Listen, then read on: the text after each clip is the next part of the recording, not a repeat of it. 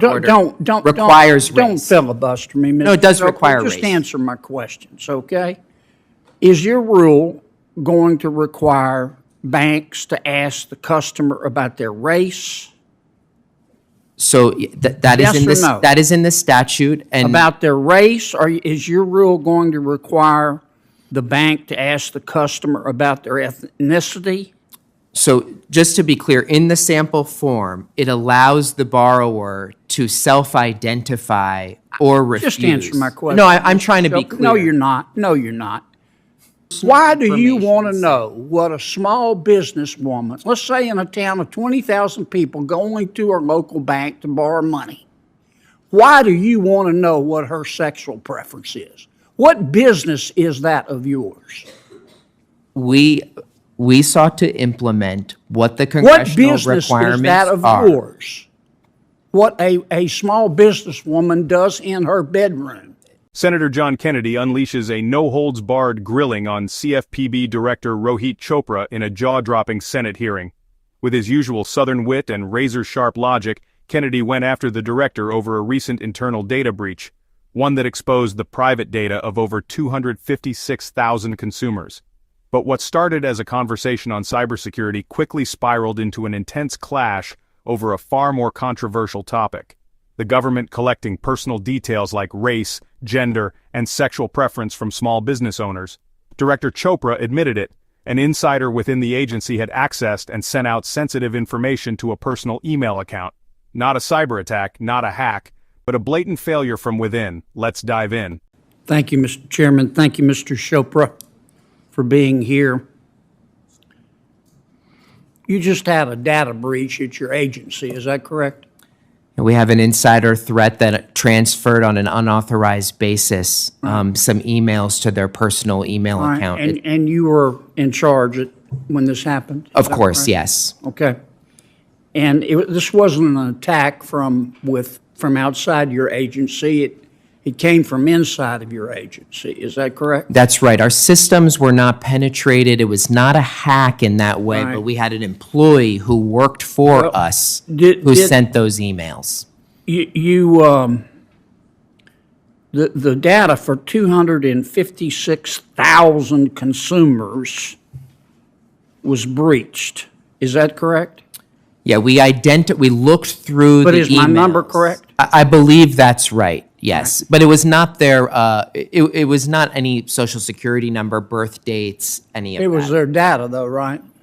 It was the institution's data, but it had their name, so that's important, and it's a huge problem. Yeah, it is. You didn't tell the customers that this happened to, the consumers, for 2 months. Is that correct? Well, we did not have the contact information for them, so we had to work with institutions to figure out who to contact, and we wanted to work in partnership. But you with didn't them. tell them for 2 months?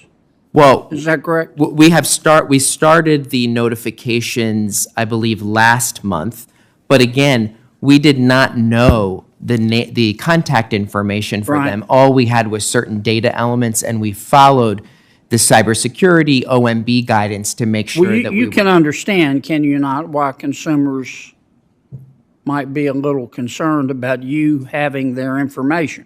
Is that correct? Oh, of course, the issue of Let me ask you protecting this. personal Let me ask data. you about Section 1071, your rule on small business data collection. Under your proposed rule, when a bank loans money to a small businesswoman or a small businessman,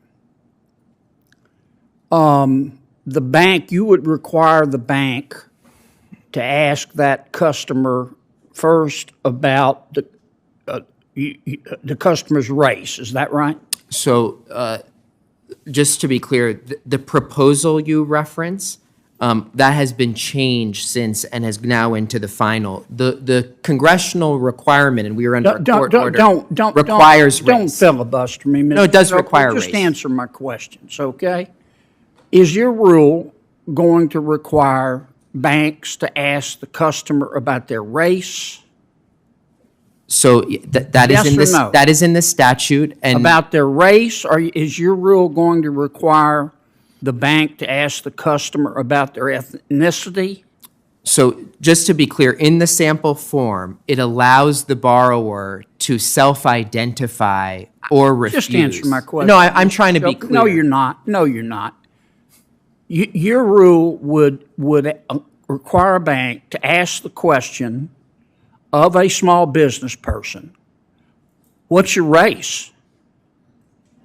What's your ethnicity? What's your sexual preference? Are you gay? Are you a woman? Now that's you can bubble wrap this all you want, but that's what your rule does. Now the customer, particularly in a small town, is going to go, whoa, what's my sexual preference have to do with a loan? And the customer can say, I don't want to answer. But then the bank you're requiring the bank to tell you that they wouldn't answer. And all of this data is going to go to your agency.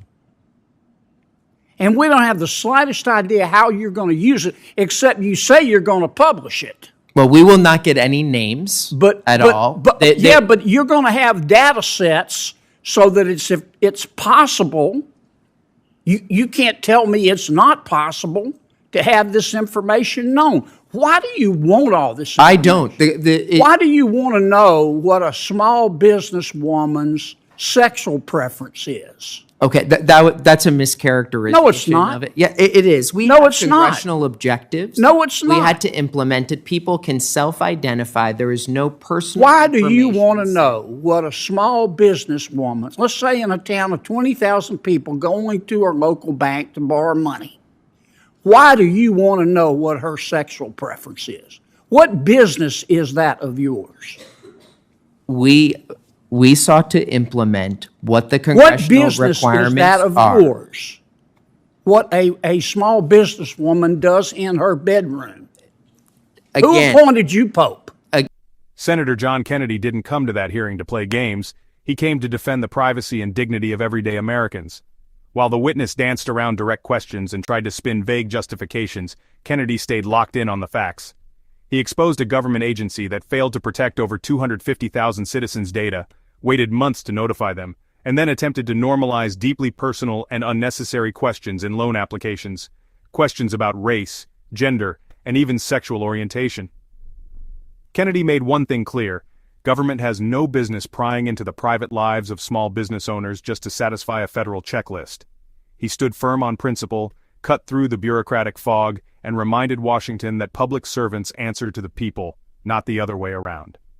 In an era where so many politicians tiptoe around tough topics, Senator Kennedy continues to be a fearless voice for common sense, personal freedom, and accountability. Whether it was the shocking data breach cover-up or the outrageous personal questions forced onto small businesses, Kennedy showed the American people what courage and accountability look like in real time. No dodging, no fluff, no tolerance for nonsense. In a system where too many bend to politics, Kennedy stood firm for the truth and made it clear the government works for the people, not the other way around. Like, share, and subscribe for more unfiltered moments straight from the halls of Congress. This is how real oversight sounds.